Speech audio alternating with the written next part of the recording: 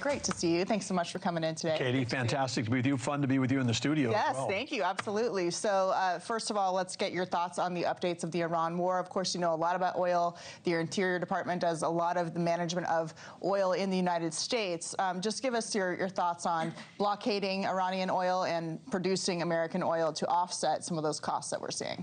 Well, first of all, I just say thank you to President Trump for his incredible leadership and, of course, the execution of our military, because essentially, from a military standpoint, the United States won.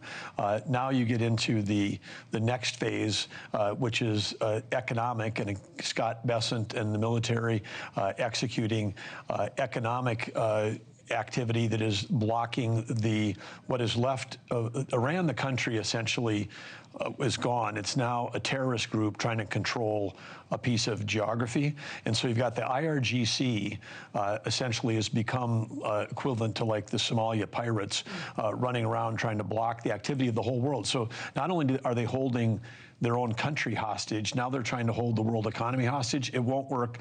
The blockade is working. President Trump's strategy is working.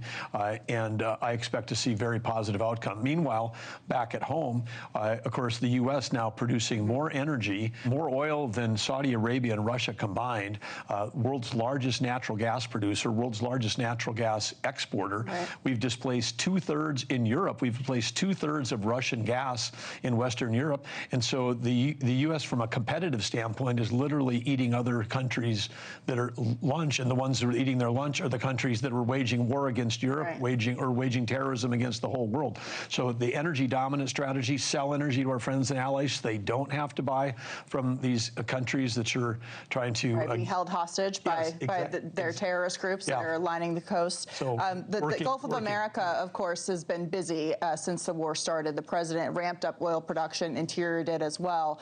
But Americans at home are concerned about the price of oil.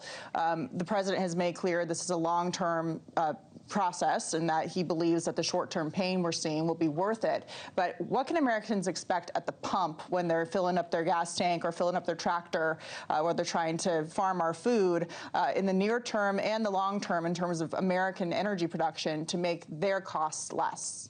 Well, I think the thing we ought to say when you talk about the Gulf of America, we got to remember Venezuela, because again, what a victory for America and what a strategy by President Trump to be able to execute.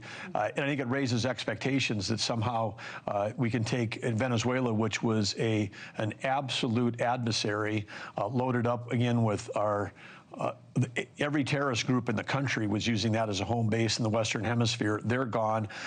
In 45 minutes, President Trump turned this adversary into a strategic ally. You were there recently, correct? Yes, yes. And we've got now moved the entire universe, the geopolitical universe of energy has moved to the Western Hemisphere. And the long term, I mean, with the U.S., with its energy dominance, and with Venezuela, which has got more reserves than Saudi Arabia, now in close partnership with the U.S., the long term for American outlooks is literally an age of prosperity, because country's future is based on, can you have reliable, affordable, and secure energy? We will have the most energy of anybody in the world. We've got the most secure, and today we have the most affordable energy of anywhere in the world. It's up from where President Trump got it down to last year, still below where it was under the Biden administration. Yeah. But when the Strait opens up and peace is concluded, we're going to see significant price relief because all the flow from our new strongest allies, UAE, Qatar, Bahrain, Kuwait, and the OPEC situation. When when all of their oil starts flowing out, the minute that strait is open, there's going to be a lot of supply.